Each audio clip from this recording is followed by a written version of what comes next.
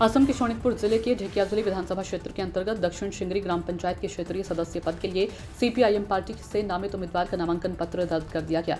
इसको लेकर आज ढेकियाजुली विकासखंड में उपस्थित होकर सीपीआईएम पार्टी के नेता अमिताभ चौधरी ने आक्रोश व्यक्त किया। उल्लेखनीय है कि दक्षिण शिंगरी ग्राम पंचायत के क्षेत्रीय सदस्य पद के लिए सीपीआईएम पार्टी की ओर से सदाकिन नेहर ने नामांकन दाखिल किया था। हालांकि सभी दस्तावेज सही होने के बावजूद भी अन्यायपूर्ण तरीके से सादिकन नेहर का नामांकन रद्द किए जाने का आरोप सीपीआईएम नेता अमिताभ चौधरी और उम्मीदवार सादिकन नेहर ने लगाया है। प्रशांत वैश्य की रिपोर्ट। घटनाটো হৈছে মানে আমি এপি দক্ষিণ 6 নং দক্ষিণ খিঙৰি পঞ্চায়তৰ পৰা এপি মেম্বাৰত সিপিএম চিহ্ন লৈ কিনে মই মনোনয়ন পত্ৰ দাখিল কৰিলোঁ। তেতিয়া সাবমিট হৈছে বুলি কৈছে। তাৰ পিছত মোৰ যোনটো আছিল এফিডেভিটটো আছিল তাত হয়তো এনে বেচেলাৰ হয়, তাত লিখা নাছিলে মানে হাজবেণ্ড আছে নে নাই, পোৱালি আছে নে নাই সেইটো দিয়া নাছিলে। মানে হয়তো বেচেলাৰ দি দিলে, সেইটোতো প্ৰশ্নই নুঠে না দিবলৈ। তো সেইটো দিয়া নাই কাৰণে তেওঁ কৈছে যে এইটো হ'ব পাৰে, তো কেঞ্চেল বুলি আমি ৰখা নাই, এইটো হৈ যাব পাৰে বুলি কৈছে। তো তাৰপিছত পিছদিনাখন ক'লে ৰিজাল্ট দিব, ভেৰিফিকেশ্যন হ'ল, অনলাইন ভেৰিফিকেশ্যন হ'ল, ছাবমিট হৈছে বুলি কৈছে।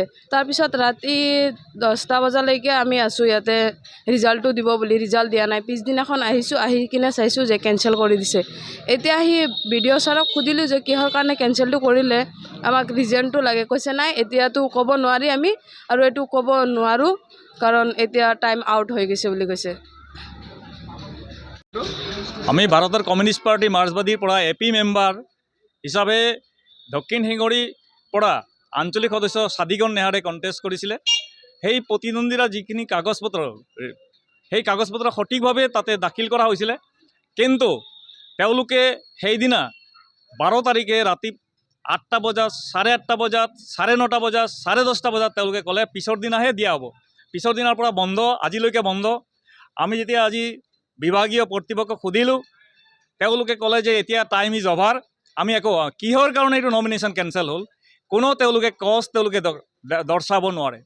তাৰমানে এগেইনষ্ট পাৰ্টি যিসকলে আছিলে সকলোবিলাক যেন বৈধ হ'ল। ইয়াৰ পৰা বুজা যায় 12টা নমিনেশ্যন তেওঁলোকে আনকণ্টেষ্ট দেখালে। আৰু ইতিমধ্যে দেখিছে যে কাৰোবাৰ ক্ষেত্ৰত তেওঁলোকে প্ৰলোভনেৰে আমতল ভেৰগাঁও জেগাত তেনেকুৱা ধৰণৰ উদ্যোগ কৰাৰ কাৰণে ব্যৱস্থা কৰিছে। আজি যিটো গাঁৱৰ স্তৰৰ যিটো সাধাৰণ ৰাইজক ভোট দিয়াৰ কাৰণে যিটো ব্যৱস্থা কৰাৰ দৰকাৰ আছিলে, এই চৰকাৰৰ তেওঁলোকৰ জনপ্ৰিয়তাৰ কাৰণে এই ভোটটোৰ দৰকাৰ আছিলে, কিন্তু তেওঁলোকে এইখিনি নকৰিলে, ৰাইজক সুযোগ নিদিলে। এইকাৰণে এই যিটো অন্যায় কাম হৈছে ইয়াক আমি ধিক্কাৰ জনাইছোঁ।